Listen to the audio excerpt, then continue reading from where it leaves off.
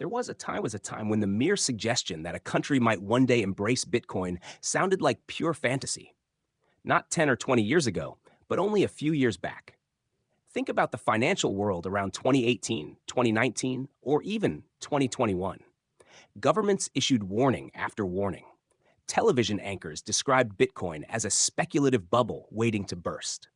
Major banks discouraged customers from buying it, and some even blocked transactions connected to cryptocurrency exchanges. Many economists dismissed it as nothing more than an experiment destined to disappear. If someone had confidently said, one day, governments themselves will compete to attract Bitcoin businesses, central banks will study Bitcoin seriously, and countries will consider holding it as a strategic reserve asset, most people would have laughed. The idea wasn't merely considered unlikely, it was considered absurd. Back then, the common belief wasn't that governments would eventually accept Bitcoin, it was that they would eventually ban it. Yet, history has an interesting habit of making today's impossible become tomorrow's ordinary.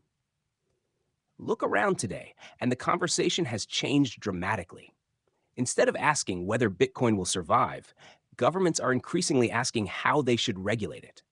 Instead of trying to ignore it, financial institutions are building services around it. Instead of treating it as an internet curiosity, policymakers now debate its strategic importance. This change didn't happen overnight, nor did it happen because Bitcoin suddenly transformed into something completely different. In fact, that's one of the most fascinating parts of the story. Bitcoin itself has barely changed. Its monetary policy is still the same. Its supply is still permanently capped at 21 million coins. Its network still operates every hour of every day without asking permission from any government, corporation, or central authority. Its rules remain exactly what they were years ago. The protocol didn't suddenly become more attractive. The world around it changed. To understand why countries are beginning to look at Bitcoin differently, we first need to understand what happened to the global financial system over the past several years. The pandemic marked a turning point unlike anything seen in generations. Governments around the world responded with enormous fiscal stimulus. Central banks expanded their balance sheets at unprecedented speed. Trillions of dollars, euros, yen, and other currencies entered the financial system within an incredibly short period. Initially, these measures appeared necessary to prevent economic collapse. But every action comes with consequences. Soon afterward, inflation began climbing across many parts of the world. The purchasing power of national currencies declined. Food became more expensive. Housing became more expensive. Energy costs surged. Ordinary citizens suddenly experienced something many younger generations had never truly faced before, watching their savings lose value simply by sitting in a bank account. This wasn't limited to one country. It became a global phenomenon. At the same time, government debt reached levels once considered unimaginable. Many developed economies accumulated obligations measured not in billions, but in trillions. Interest payments themselves began consuming larger portions of national budgets. Suddenly, confidence in traditional monetary systems no longer seemed as absolute as it once had. This doesn't mean fiat currencies are disappearing. Far from it. National currencies remain the foundation of the modern economy. People still receive salaries in them. Businesses still price products in them. Taxes are still collected in them. But something important changed psychologically.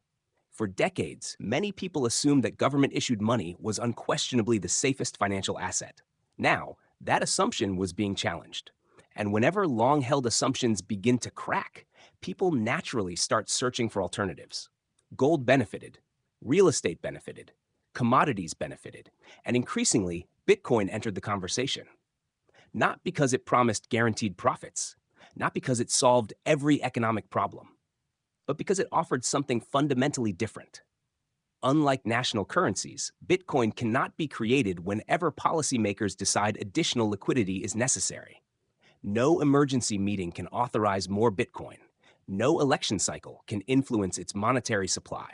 No political pressure can convince the network to produce another million coins. The schedule is fixed. The rules are transparent. Every participant knows exactly how many new Bitcoins will be created tomorrow, next year, and decades into the future. For governments accustomed to living in a world where monetary policies constantly evolve, Bitcoin introduced an entirely different concept: absolute monetary predictability. That idea alone forced many economists and policymakers to reconsider assumptions they had held for decades. Then another realization began to emerge. Throughout modern history, nations have always maintained reserve assets. These reserves serve multiple purposes. They help stabilize economies during crises. They strengthen confidence in national financial systems. They provide liquidity when unexpected events occur. For centuries, gold fulfilled much of this role. Even today, despite the digital age, central banks collectively hold tens of thousands of tons of gold. Why? Because gold is scarce. It cannot be printed. It is globally recognized, and no single country controls its supply. As Bitcoin matured, an uncomfortable question quietly entered policy discussions. What if digital scarcity could eventually complement physical scarcity? What if Bitcoin wasn't trying to replace gold, but instead becoming another form of strategic reserve? Notice something important. This isn't the same as declaring Bitcoin superior to gold. Many experts continue to debate that question. Rather, governments are beginning to ask whether owning a small amount of Bitcoin could make sense alongside existing reserve assets. Diversification has always been one of the oldest principles in finance. Rarely does anyone place every national reserve into one asset. Countries hold foreign currencies. They hold government bonds. They hold gold. Some hold strategic commodities. The idea of adding Bitcoin to that list no longer sounds impossible. It sounds worthy of discussion. And once an idea becomes worthy of discussion inside ministries of finance, central banks, and economic advisory councils, it has already crossed a major psychological threshold. But economics isn't the only force driving this shift. Competition between nations may be even more powerful. Imagine two countries with similar economic potential. One creates clear regulations for Bitcoin businesses. Licensing is transparent. Taxes are understandable. Innovation is encouraged while consumer protections remain in place. Entrepreneurs feel welcome. Developers establish companies. Investment funds open regional offices. High-skilled engineers relocate. Capital begins flowing into the country. Now imagine another country choosing the opposite approach. Rules remain vague. Policies constantly change. Companies face uncertainty. Investors hesitate. Startups leave. Talented individuals move elsewhere. Which country is likely to attract more innovation? History already gives us the answer. Capital is remarkably mobile. So is talent. And in the 21st century, intellectual capital often matters more than natural resources. Countries have spent decades competing to attract manufacturing. Then they competed to attract technology companies. Now many are beginning to compete for digital asset innovation because they understand something simple. If the next generation of financial infrastructure is being built today, no country wants to discover 10 years later that it voluntarily excluded itself from one of the world's fastest growing industries. This doesn't necessarily mean every government suddenly believes Bitcoin will become the world's dominant currency. It means something more practical. Ignoring an emerging technology carries its own risks. Sometimes the greatest risk isn't adopting something too early. It's refusing to study it until everyone else has already moved ahead. That realization is quietly reshaping national strategies around the world. Some governments move cautiously, others move aggressively. Some remain skeptical, others actively encourage adoption. But almost none can afford to pretend Bitcoin simply doesn't exist anymore. That, perhaps, is the biggest difference between today and just a few years ago. Years ago, the question was whether Bitcoin deserved attention at all. Today, the debate has shifted toward how much attention it deserves. That may sound like a subtle distinction, but in history, subtle shifts in thinking often precede enormous changes in reality. And that leads us to an even bigger question. If governments are no longer asking whether Bitcoin should exist, but instead how they should position themselves in relation to it, are we witnessing another technological trend that will eventually fade away?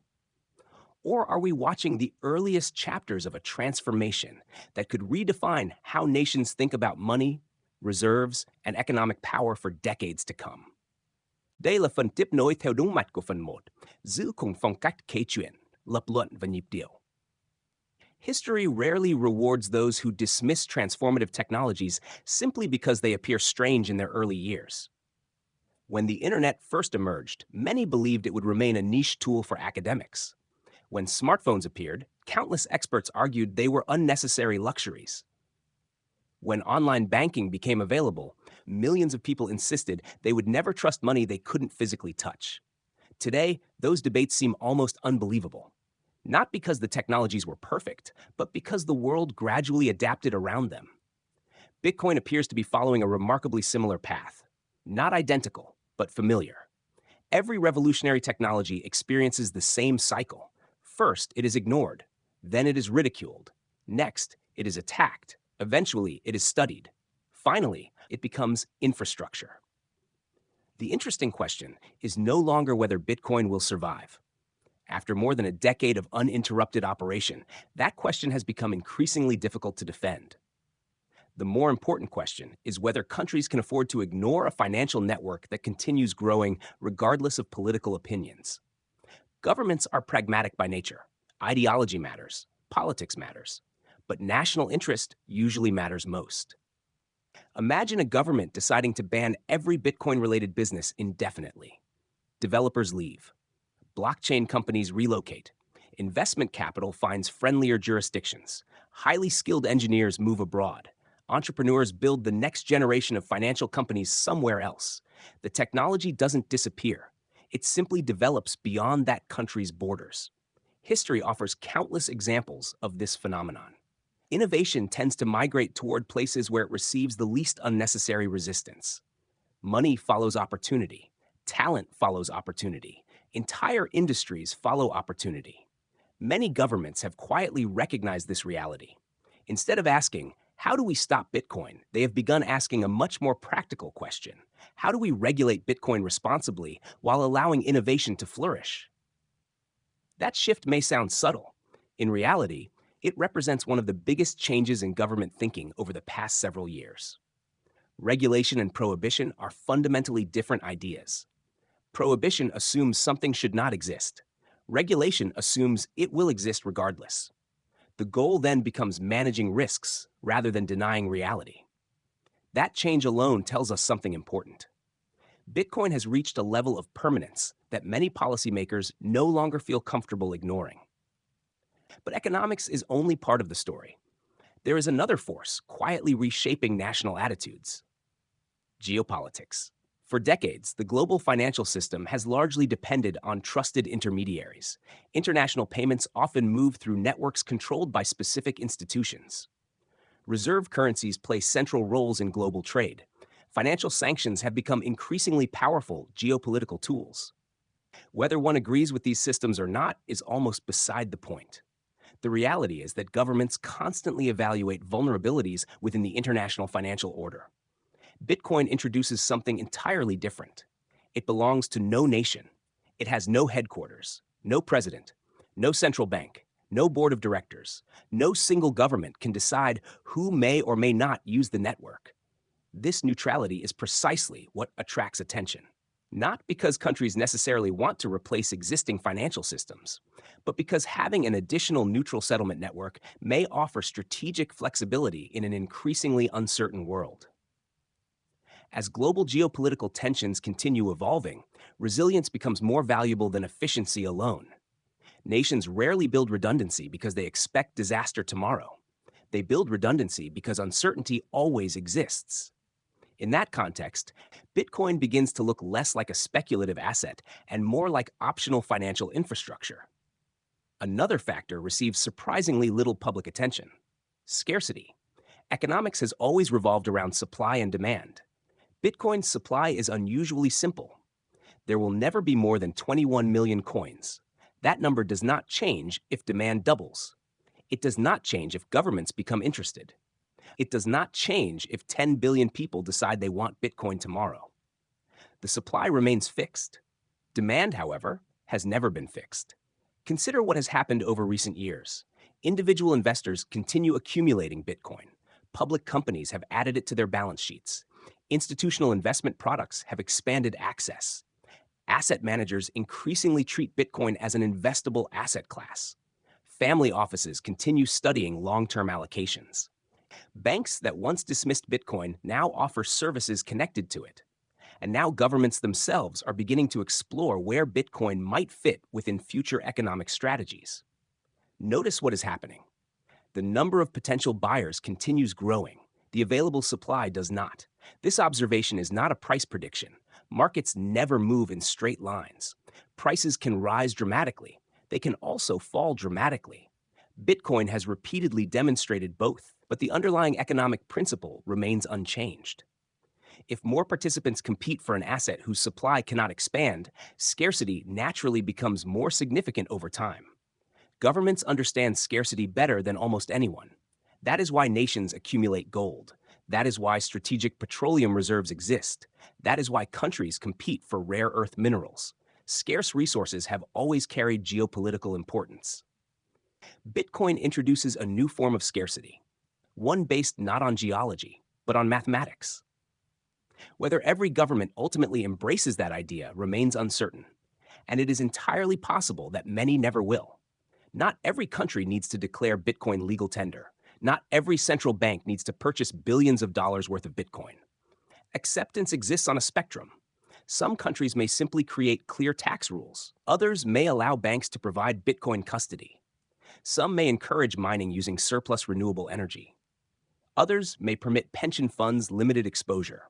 Still others may eventually decide that allocating even 1 or 2% of national reserves to Bitcoin deserves serious consideration. Each of these decisions would have seemed extraordinary only a few years ago. Today, they increasingly resemble normal policy discussions. That alone demonstrates how rapidly perception can evolve. History seldom changes all at once. It changes conversation by conversation, decision by decision, institution by institution. Then one day, people look back and wonder why the outcome seemed so obvious. Perhaps we are living through one of those moments right now.